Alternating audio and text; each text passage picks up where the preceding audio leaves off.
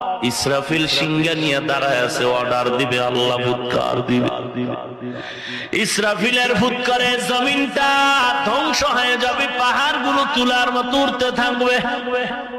এরে নবীর উম্মতির দল, আল্লাহ কিয়ামতের ওই আযাবের ভয়ঙ্করের হুঙ্কারের কথা উল্লেখ করে বলে, এমন বাঁশির আওয়াজ বাজবে, বাড়তে বাড়তে মানুষের কান নষ্ট হবে, অসুস্থ মানুষ বেহুশ হয়ে যাবে, গর্ভধারিণী মা বাচ্চাটা প্রসব হবে, মা অনুভব করতে পারবে না।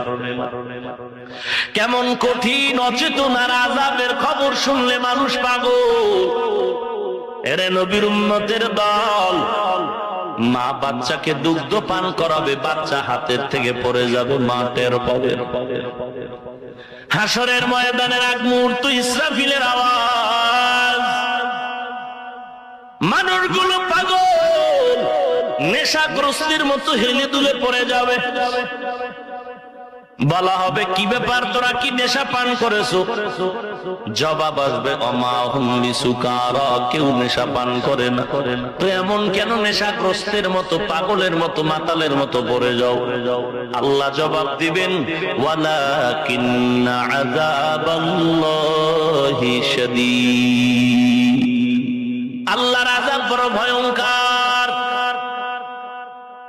আল্লাহর আযাবের ভয়ে মানুষগুলো পাগলের মতো হেলে দুলে পড়ে যায়। মায়ার নবী যখন জাহান্নামের আযাবের বয়ান করতেন, সাহাবায়ে কেরাম বেকরার হয়ে যেতেন। আজকে তো সে আযাবের কোনো চিন্তা নাই, বরং কপাল এমন পুরা পুরলো, কোরআনের কথাকে শুনিয়াও বলে কিছু আযাব হবে না, এগুলো মিথ্যা, হুজুরেরা বলতে পারে, বলুক, বাধা দিও না।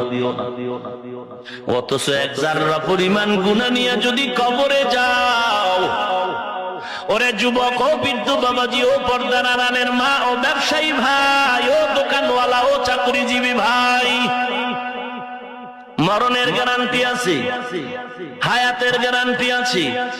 এরে যুবক, এমন কোন দিন নাই গাড়ির তলে যুবকের লাশ, পানির নিচে যুবকের লাশ, ঘরের বিছানায় যুবকের লাশ। হেলায় খেলায় যৌবনটারে কাটাইলি, মোবাইলের গজব, চোখ নষ্ট করে ফেললি, তোর হাত শেষ, তোর ব্রেন শেষ, লেখাপড়াও শেষ করলি, তোর জীবন যৌবনটারও ধ্বংস করে ফেললি, তোর চেহারার মধ্যে কোনো নূর